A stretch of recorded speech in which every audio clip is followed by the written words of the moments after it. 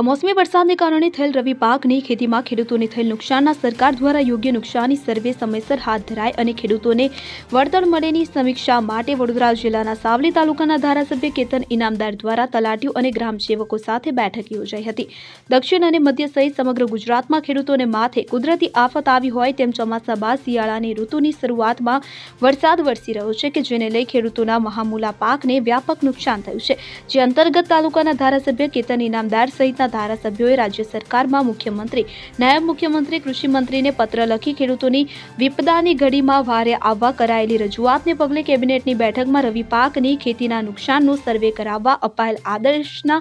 પગલે તાલુકા સેવા સદન ખાતે ધારાસભ્ય કેતન ઇનામદારની અધ્યક્ષ સ્થાને અને પ્રાંત અધિકારી, મામલતદાર સહિતની ઉપસ્થિતિમાં બેઠક યોજાઈ હતી કે જેમાં પાક નુકસાનીના સર્વેની જવાબદારીને લઈ સાવલી ડેસર તાલુકા તલાટીઓ અને ગ્રામસેવકો સાથે સમીક્ષા બેઠક યોજી સરકાર સુધી ઝડપી અને સંપૂર્ણ માહિતી પહોંચે અને ખેડૂતોને સમયસર સરકાર દ્વારા વળતર ચૂકવવામાં માટે ઝડપી કામગીરી કરવા સૂચન કરાયું હતું અને ગ્રામીણ ખેડૂતોને પોર્ટલ પર અપલોડ માટે પડતી મુશ્કેલીમાં સહાય કરવા જણાવ્યું હતું। છેલ્લા કેટલાય દિવસથી કમોસમી વરસાદનો માર સમગ્ર ગુજરાત વેઠી રહ્યું ત્યારે મારે સાવલી વિધાન ક્ષેત્રમાં સાવલી, ડેસર અને વડોદરા ગ્રામ્યના ખેડૂતો માટે જ્યારે સરકારે સર્વે કરવા માટે છેલ્લા 2 દિવસથી પરિપત્ર બહાર પાડ્યો છે અને 20 દિવસની અંદર આ સર્વે કરીને સરકારને મોકલવાનો ત્યારે ગ્રામ સેવકોને આજની તારીખે તાલુકા સેવા સદન, માન્ય પ્રાંત અધિકારી અને માન્ય મામલતદારની હાજરીની અંદર ગ્રામ સેવકોને બોલાવી અને સૂચના આપવામાં આવી અને એમને કઈ રીતે સર્વે કરે છે અને ખાસ કરીને જે પોર્ટલ પર જે રીતે અપલોડ કરવો છે એમાં ખેડૂત આ વસ્તુથી અજ્ઞાન હોય અને એમને આ વસ્તુ ના ફાવતી હોય તો એમાં પૂરેપૂરો સહકાર આપી અને જે રીતે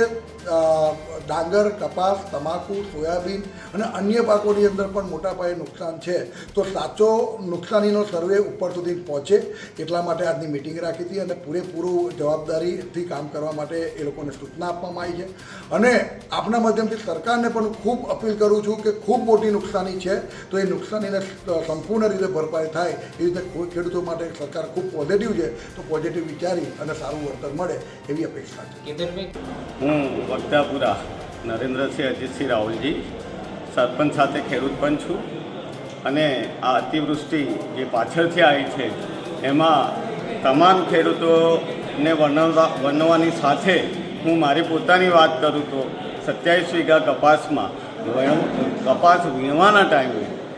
આજે મારે 100 મણથી ઉપરનો કપાસ હોવા છતાં હું એને વીણી શક્યો નથી અને આખા કપાસમાં જીંડવામાં દરેક જીંડવે કપાસ ઉગી ગયો છે। એવી જ રીતે એરંડા પણ આજે મારે 10 એકર એમાં લગભગ 5 થી 6 એકર વચ્ચે બધા જ